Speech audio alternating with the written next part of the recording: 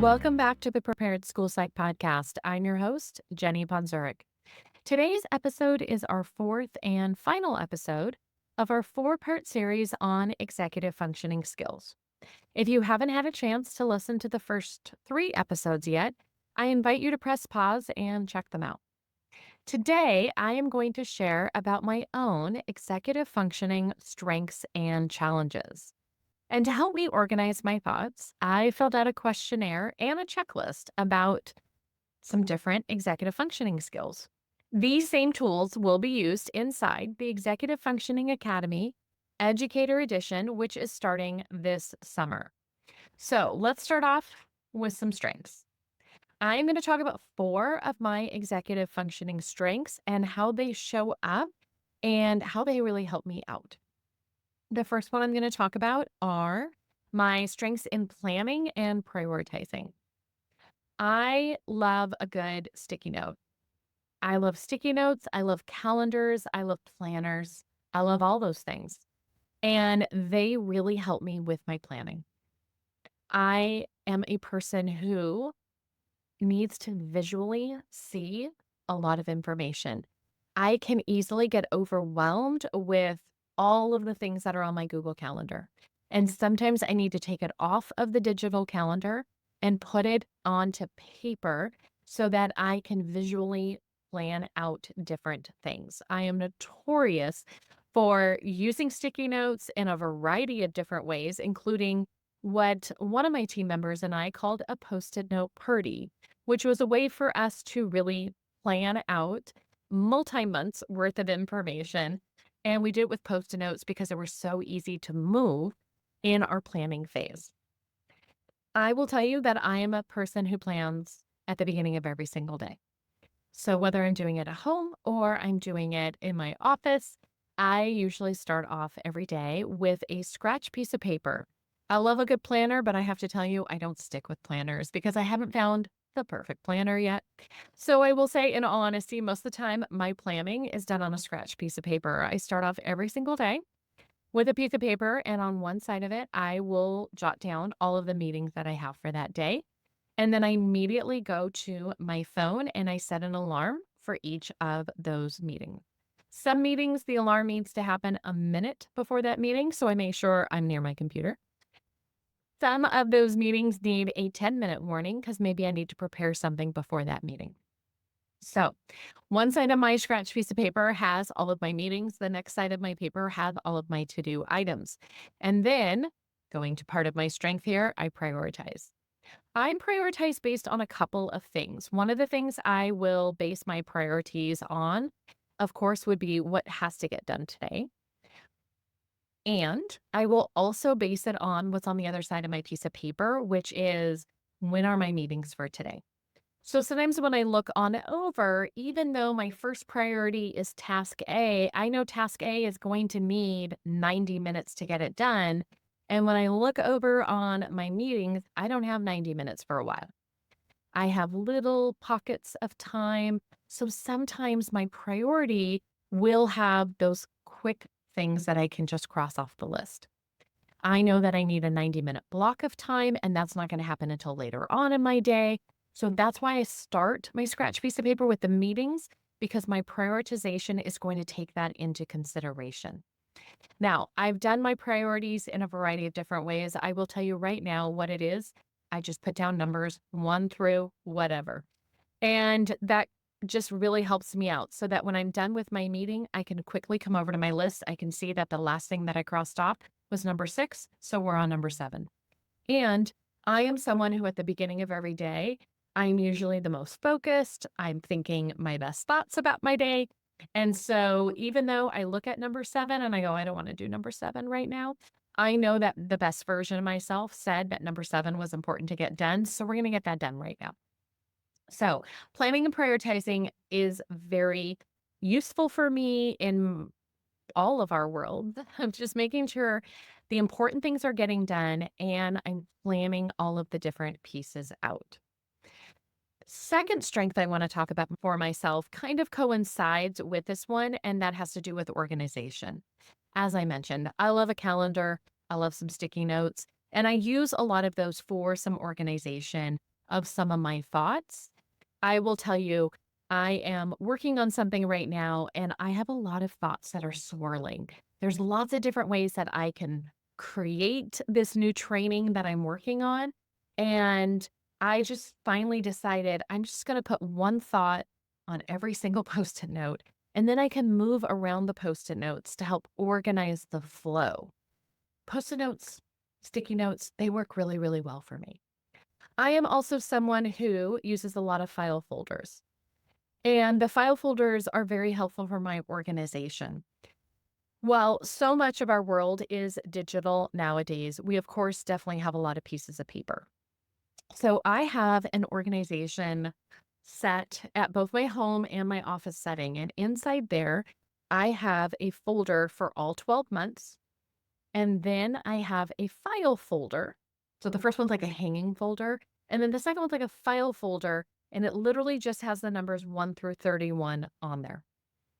So today is, for example, the 15th. Just making up a number right here. So every morning at my house, I'm going to go to the first file folder, which should say number 15. And anything inside there is a piece of paper that I need for that day. That could be a piece of paper because I printed off a handout and I'm going to be attending a training that day and I already printed it off. This is where I need it. I need it to be right here. I will know that I'm going to go to a doctor in a couple of days and I'm going to need this authorization form that my insurance company sent to me. So that's going to go in the file folder for the date of my actual doctor's appointment. So I have one at home and then I have one in the office. And so I start off every single day by looking inside the folder. Now, to help me with this, I will tell you that I do have a reminder in my phone. It literally just says folder. Look at the folder. Yeah. So it says twice during my day. So it'll say it first thing in the morning for the folder at home. It'll say another one for the office. And then I have a reminder on Friday to check the folders for the weekend in my office one. So I need those reminders. It's something I've been doing for a number of years now.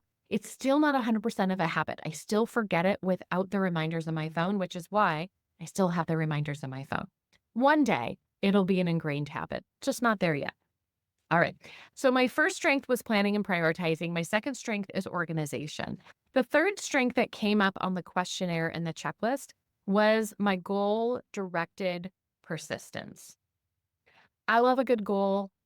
And I will tell you, I stick with goals if they are important to me. There are definitely some goals. Sometimes at the beginning of a new calendar year or the beginning of a new school year, I'll be like, these are some goals. And then I'll check in on them and maybe I'm not making a lot of progress on them. Sometimes I'll check in and go, is this really an important goal for me to be working on right now? I will say that at the beginning of 2025, I had a number of things on my list. And I was going with them. Like beginning of January was really great. And then at some point, it just became too much. I was adding way too many things on my goal list. And I had to step back and really think. It's going to go back to one of my other strengths I already talked about, my prioritization. And I was like, this is too much for me to all be focusing on right now. It's taking up too much of my cognitive load. And I need to just figure out what are the top 2 to 3 things I want to focus on. And I'm not dropping the other goals. I'm just not working on them right now. Do you support executive functioning challenges for students, but struggle to manage your own? As an educator, you're likely constantly juggling deadlines, meetings, and 1,001 responsibilities. It's no surprise that staying organized and focused on your own tasks feels like a never-ending challenge. The Executive Functioning Academy Educator Edition is designed to change that. In just 9 sessions, you'll gain practical strategies to manage your time, reduce stress, and create systems that actually work for you. You'll walk away feeling more confident, organized, and prepared so you can focus on what truly matters. Take more control of your day and finally feel on top of your work with strategies that fit your life. Register today at jennyponzuric.com/EF Academy. That's jennyponzuric.com/EF for Executive Functioning Academy. or simply click the link in the show notes to learn more. I look forward to seeing you there. Now, let's get back to the episode. So, some of the goals that I have for myself in my personal life, in my professional life, are goals that I am still working on. And that's where that persistence comes in with the idea of the term goal directed persistence. I don't give up on them. I'm going to reach them. And I know that about myself. So that is one of those pieces that is another strength of mine. The fourth one we're going to talk about today is metacognition, which is a fancy term for thinking about our thinking. And this came up as a strength for me. I consider myself to be a very reflective person. I reflect a lot, as I was just mentioning, which goals are working, which ones are not. I am someone who loves to collect some data. So, school psychologist in me, I love data. So, I'll look at my habit tracker and for the week and think about, okay, why are we not meeting these habits on every single day? Is there something that I need to be doing differently? So I am really good about reflecting, really thinking about what worked, what didn't work. Do we need to try another strategies? These are my top four strengths: planning, prioritizing, which is all one, organization, goal directed persistence, and metacognition. All right. Do I have weaknesses? I think we all have weaknesses. I definitely had three that came up here. Now, the first one I'm going to talk about is task initiation. Task initiation, just getting started on things. Now, for this one, it is not everything in my life. It is not everything that I struggle. I don't struggle to start a lot of things. There are a lot of things that I am quick to start, but I tend to procrastinate starting on certain types of tasks. And the metacognition is going to come in right now about what are the types of tasks that I tend to struggle to start. One of the things are things that I think are going to take too long. I just know I'm in for the long haul for this task. I think one of my best examples is report writing. Writing a report as a school psychologist, writing a report as someone who has my own private practice. These are comprehensive reports. They're going to take me a while. They're going to take hours to do. And so sometimes I am pushing off those tasks and procrastinating them because I just know they're going to take a while. The other type of task that I tend to procrastinate starting are projects that I don't have a clear direction yet. So if I am working on training materials, there are certain training topics that I have talked about a lot.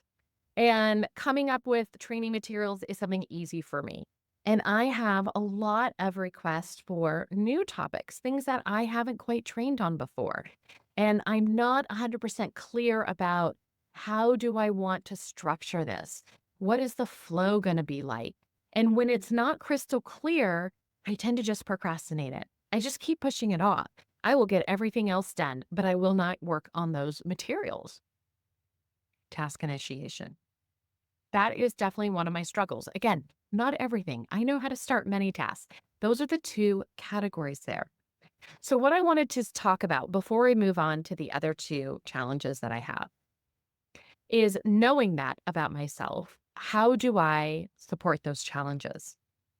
And one of the things that has been most useful for me is to leverage my strengths.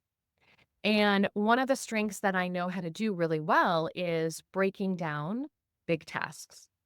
I will just tell myself, you don't have to finish the report. You haven't even started it.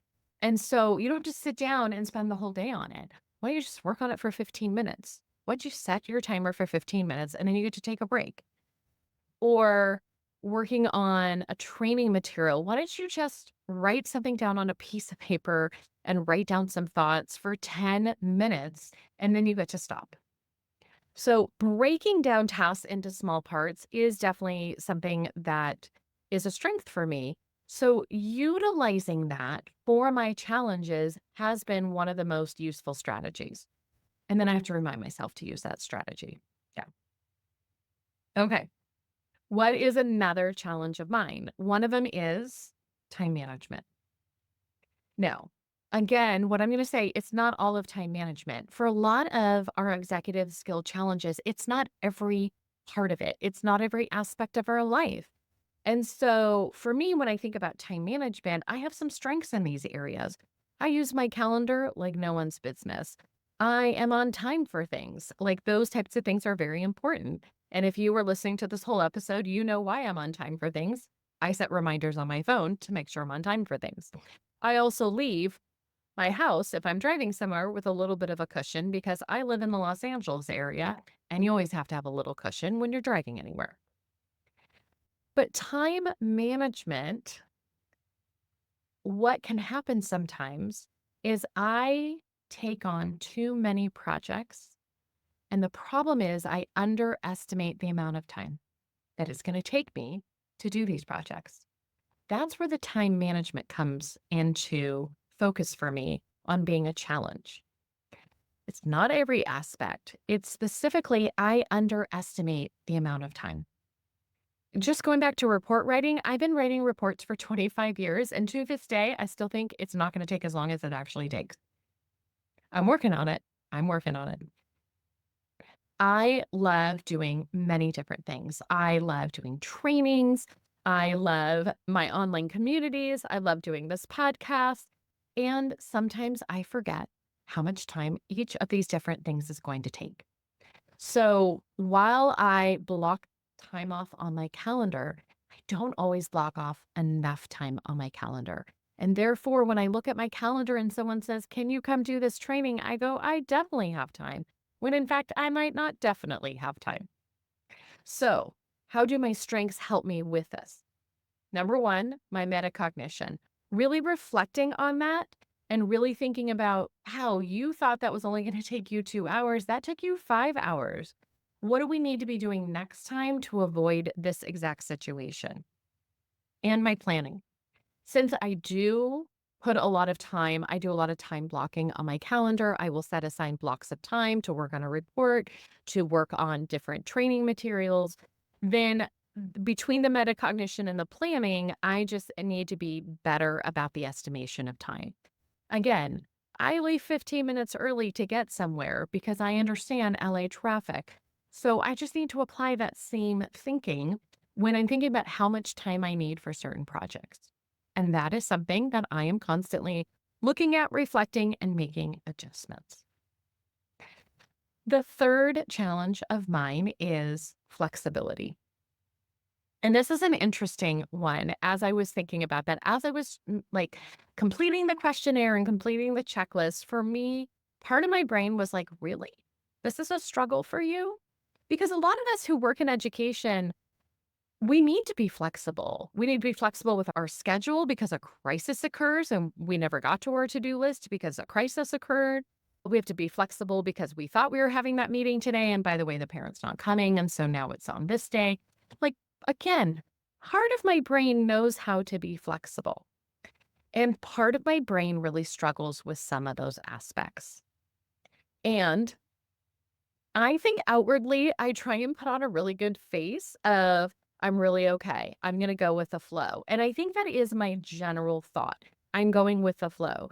But I will say that sometimes when things don't go as planned, internally, I am like, I don't like this. I don't like this at all. And I can get a little flustered. And I can really take a moment to really readjust. We thought we were going on this vacation. There's going to be major weather while we were going. My first thought is not, yay, let's be flexible. My first thought is, I am flustered. I don't know how to deal with this. Let's figure this out. I know I can figure it out, and we will figure it out. But that first moment, I can have some difficulties with that flexibility right there. So, how do I leverage my strengths to deal with this, knowing that this is an area of struggle for me? And I will tell you that I use my strength of planning. And this is how I use it. I plan for plan A and plan B, and sometimes even plan C. I will think through, okay, well, what if this doesn't happen the way that I think it's going to happen? Let's have another plan. And that makes it a little bit easier when I need to be flexible because I've already thought through this. And I was like, this I knew could happen. And so I already have plan B. So we're good to go here. And the act of planning in of itself can actually be more useful than the plan itself. So if I think about the idea of like what goes in when I'm planning plan A, plan B, plan C, it is I'm just walking through, okay, well, if this doesn't happen the way I thought it was going to happen, this is an alternative. So I'm almost modeling for myself what I need to be doing in that moment where I need to be flexible. I'm able to go through, but we've already practiced this planning. We just need to re-plan right here. These are 3 areas: task initiation, time management, and flexibility, that parts of these areas can really interfere with my day-to-day functioning. And my best strategy right now is to use my strengths in many different areas to kind of leverage these challenges for myself and keep reflecting and keep thinking about what's working, what's not working, and readjust as often as I need to readjust, because you guys know I am someone who is persistent with my goals. So if these are 3 areas that I want to improve upon, I'm going to improve upon them. We're going to always be constantly working on these different areas. I hope this kind of walkthrough of strengths and challenges and talking about how I leverage my strengths for some of my challenges was useful for all of you. And if anything, you just now know a little bit more about me. And if you are like me and you struggle with some executive skill challenges and you might need some support, I want to remind you that we are launching our Executive Functioning Academy Educator Edition right now. You can find out information on the website, jennyponzuric.com/EF for Executive Functioning, EF Academy. And you can choose right now between our summer or our fall cohorts. And I'd love to help you create a plan for the upcoming school year. I hope you have enjoyed all 4 episodes of our series about executive functioning. I cannot wait to see you inside the Executive Functioning Academy. Until next time, I hope you all have a great rest of your day. That concludes another episode of the Prepared School Psych podcast.